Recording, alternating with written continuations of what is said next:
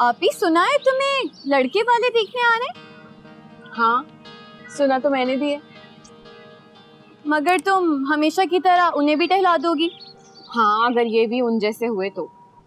आखिर कैसा रिश्ता चाहिए तुम्हें? सबसे अलग, सबसे मुनफरिद, जो बड़ी सी गाड़ी में मुझे लेने के लिए आएगा।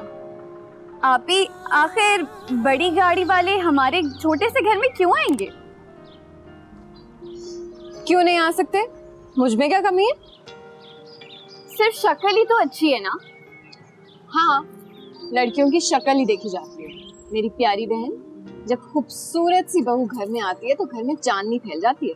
हाँ चाहे वो खूबसूरत बहू घर आकर घर का सुकून ही बर्बाद कर दे। तुम्हें ऐसी लगती हूँ मैं? सॉरी आप ही बुरा मत मानना, लेकिन तुम्हें अपनी शक्ल पर नाज बहुत है। हाँ वो तो है। चलो अल्लाह करे आने वाले लोग तुम्हारी सोच के मुताबिक ही निकले। वैसे अम्मी बताई भी काफी अमीर लोग हैं। हाँ सुना तो मैंने भी है।